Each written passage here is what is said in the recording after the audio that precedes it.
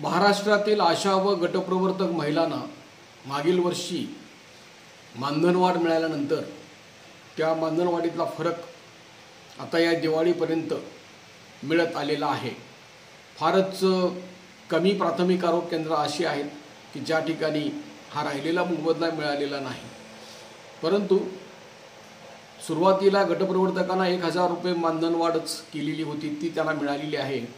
1 एप्रिलपासून लागू झालेली जी राहिलेली 4000 रुपये मानधनवाढ आहे ती अजून गटप्रवर्तकांना मिळायची आहे। वास्तविक आज सध्या आशांना राज्य सरकारकडून जो मानधनाचा हिस्सा आहे तो 10000 रुपये आहे आणि उर्वरित कामावर आधारित मोबदला तो वेगळा आहे। अर्थात आपण हे समजून घेतलं पाहिजे की मुळातच भारत सरकारने आशांची नेमणूक करीत असताना त्या स्वयंसेवी आहेत आणि कामावर आधारितच सगळा मोबदला असेल अशी बतावणी केलेली असल्यामुळे अशी परिस्थिती त्यांनी अंमलात आणलेली असल्यामुळे जरी चर्चेच्या वेळेला मानधन ठोक जाहीर होत असले तर प्रत्यक्षात GR काढत असताना मात्र त्याच्यामध्ये अनेक बाबी घुसडल्या जातात। तर या बाबीचा विचार करत असताना आज आशांना असं वाटतं की जी काय मानधनवाढ मिळालेली आहे ती सर्व कामगार आधारित केलेली असल्यामुळे आपण जर काम केलं नाही तर ते आपल्याला मिळणार नाही। दुसऱ्या बाजूस एखादं काम राहिलं तर त्यातलं मानधन कट होणार, त्यामुळे याला काय अर्थ आहे असं दुसरं त्याच्यामधून गुंता तयार होतो। तर हे जे आहे याच्याबद्दल आपल्याला समजून घेतलं पाहिजे की शासनाचा महाराष्ट्र शासनाचा जो हिस्सा आहे मानधनवाढीचा तो 10000 रुपये सध्या तो सगळ्या भारतामध्ये सगळ्यात हायेस्ट आहे। 10000 रुपये राज्याचा हिस्सा आज कुठेही नाही आणि त्या 10000 शिवाय जी दरवर्षी मंजूर होणारी PIP आहे म्हणजे भारत सरकारकडून मंजूर होऊन येणारी त्याच्यामध्ये भारत सरकारच्या आशांना मिळणाऱ्या कामकाजाचा मोबदला तो आणखीन स्वतंत्र आहे। त्यामुळं ह्या सर्व बाबी समजावून घेतल्या पाहिजेत। महाराष्ट्र शासनाने GR काढत असताना भारत सरकारच्या हिस्स्यामधून काही कामे राज्याच्या हिस्स्यामध्ये ढकलून जर तसा प्रयत्न केला असेल तर त्याचा शोध आपल्याला घेतला पाहिजे। अर्थात हा शोध घेण्याचा जो भाग आहे तो फक्त आशांनी चिंता करून आणि संघटनेने फोन केला की त्या फोनवरनं सांगून व्हॉट्सअपवरून प्रतिक्रिया देऊन हे संपणार नाही। यामध्ये प्रत्यक्ष आशांचा काही रोल आहे तो तुम्ही समजावून घेतला पाहिजे आणि तो पार केला पाहिजे। उदाहरणार्थ जानेवारी 2023 मध्ये महाराष्ट्र शासनाने असा GR काढलेला आहे, आदेश केलेला आहे की सर्व आशांना आणि गटप्रवर्तकांना सुद्धा त्यांनी केलेल्या कामाच्या मोबदल्याच्या संदर्भामध्ये त्यांना दरमहा वेतन चिठ्ठी दिली पाहिजे। वेतन चिठ्ठीचा अर्थ असा आहे की तुमचं पगारपत्रक द्यायला पाहिजे। जे बँकेमध्ये तुमच्या नावाने रक्कम जमा होते ती कशी कुठे कशासाठी रक्कम जमा केलेली आहे त्याचा सगळा तपशील हा आशांना दिला पाहिजे असा तो GR आहे, असा तो शासकीय आदेश आहे। आणि हे अनेक ठिकाणी आशा ज्या आहेत त्या प्राथमिक आरोग्य केंद्राच्या मेडिकल ऑफिसरला भेटत नाहीत आणि त्या वेतन चिठ्ठी मागत नाही। दुसऱ्या बाजूला हे फक्त गटप्रवर्तकांच्या बद्दलपर्यंतच ते सांगतात आणि गटप्रवर्तक पुढे त्यांचाही प्रश्न असल्यामुळे की तो प्रश्न लावून धरला जात नाही। काही ठिकाणी मात्र वेतन चिठ्ठ्या आशांनी संघर्ष करून मिळवलेल्या आहेत। त्यामुळे वेतन चिठ्ठी न घेताच हे सगळं कामावर आधारित म्हणणं याला काहीच अर्थ नाही। तुमच्या बँकेमध्ये जी रक्कम जमा होईल ती कशासाठी जमा झालेली आहे, किती जमा झालेली आहे ती प्रत्येक आशेच्या संदर्भामध्ये वेगळी असू शकते आणि ती वेतन चिठ्ठी आपल्या हातात असल्याशिवाय पडताळणी करता येणार नाही। म्हणून तुमचं काय कामावर आधारित मोबदला आहे, काय फिक्स मोबदला आहे हे समजून घेण्यासाठी तुम्हाला सरकारने एक हत्यार दिलेलं आहे, त्याचा वापर तुम्ही केला पाहिजे आणि ते म्हणजे वेतन चिठ्ठी।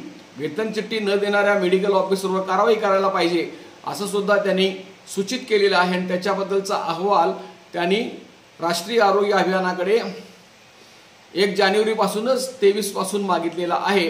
परंतु बहुसंख्य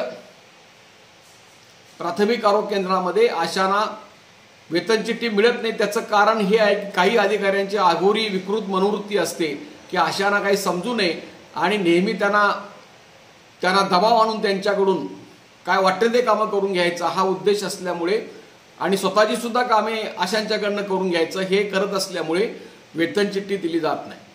आता ही वेतन चिठ्ठी तुम्हाला मिळाली पाहिजे म्हणून आम्ही 6 महिन्यापूर्वीच राष्ट्रीय आरोग्य अभियानाला निवेदन पाठवलं होतं ईमेलद्वारे. त्याने आम्हाला उत्तर दिलं.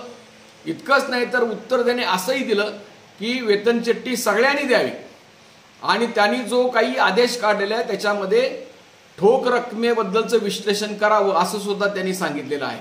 आणि त्याच्यामुळे हा प्रश्न जो आहे तो तुम्हाला कामावर आधारित मोबदला मग सगळाच आहे, मग काय अर्थच नाही म्हणून जे निराशा तुमच्याकडनं येते त्याला काही अर्थ नाही आणि त्यामुळं तुमचं स्वतःचंच नुकसान होणार आहे.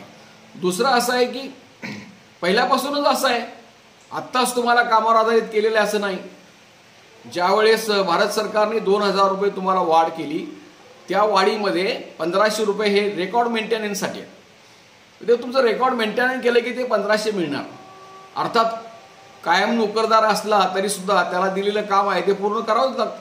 आणि 4 मीटिंगसाठी 500 रुपये अशा पद्धतीने 2000 रुपयेचा विचार त्यांनी केलेला आहे.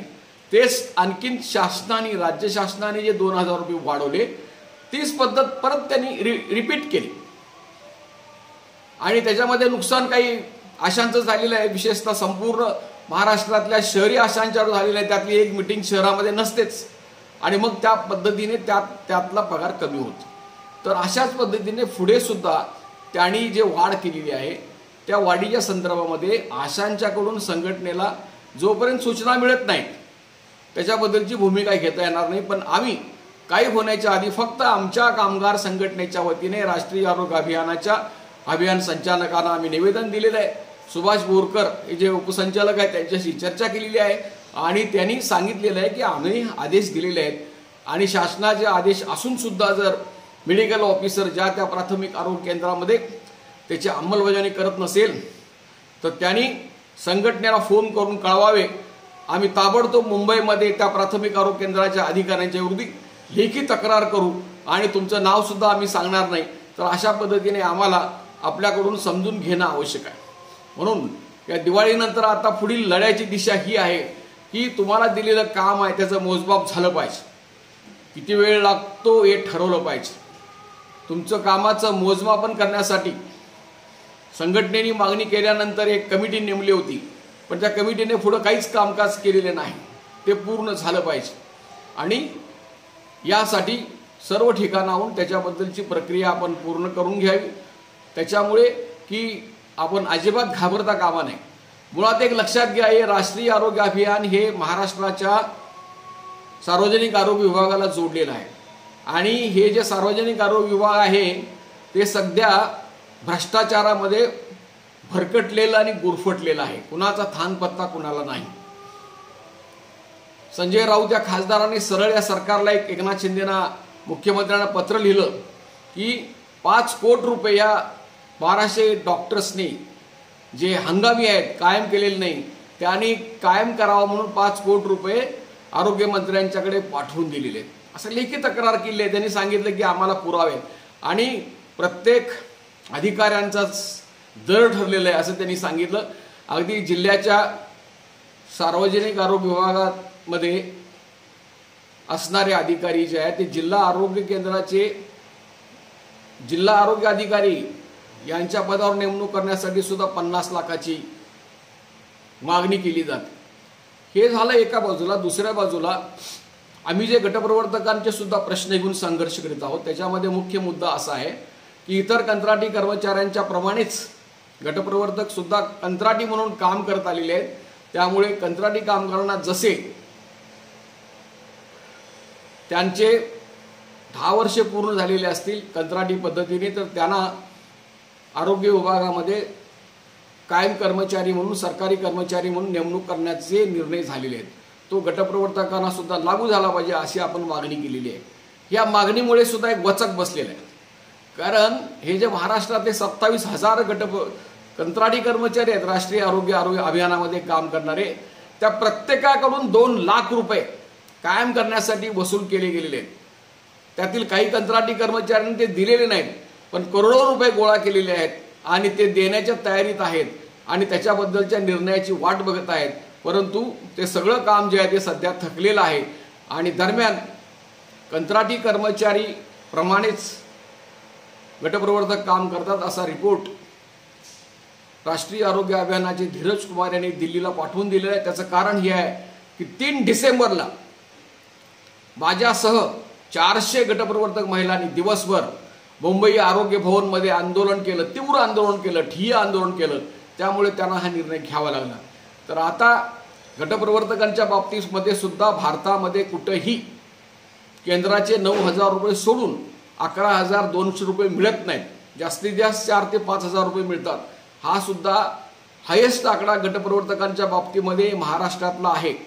पण आम्ही त्याच्यावर समाधानी नाही आणि त्याच्यासाठी गटप्रवर्तकांची स्वतंत्र केस आम्ही मुंबई उच्च न्यायालयामध्ये सेवा संयोजनासाठी लवकरच दाखल करीत आहोत। आशांची एक जुनी केस चालूच आहे। तर या पद्धतीने या पुढच्या काळामध्ये सुद्धा आशा आणि गटप्रवर्तकांनी आपलं काम करता करता संघटनेच्या वतीने हे जे कायदेशीर लढायचे मार्ग आहेत त्याचा अवलंब करून आपण पुढच्या जोरदार लढायची तयारी केली पाहिजे आणि ती करावी अशी आमची अपेक्षा आहे। त्याचबरोबर अशा महिलांनी आमच्या संघटनेचे ज्या सभासद आहेत त्यांनी चांगली भरीव आर्थिक मदत संघटनेला केलेली आहे। त्याच्याबद्दल आम्ही त्यांचे अत्यंत आभारी आहोत। परंतु राहिलेल्या आशा आणि गटप्रवर्तक असतील त्यांनी सुद्धा लढा निधी वर्गणी द्यावी असेही आवाहन मी करत आहे। मी शंकर पुजारी, हे यूट्यूब चॅनल आहे शंकर पुजारी या नावावर। तर यापूर्वी सुद्धा मी अनेक भाषणे केलेली आहेत। तर हे तुम्ही सबस्क्राईब करा, लाईक करा आणि फॉरवर्ड करा एवढी विनंती करून मी आजचं भाषण पूर्ण करीत आहे। उद्याला दुसऱ्या प्रश्नाबद्दलची माहिती आपल्याला देण्यात येईल। धन्यवाद।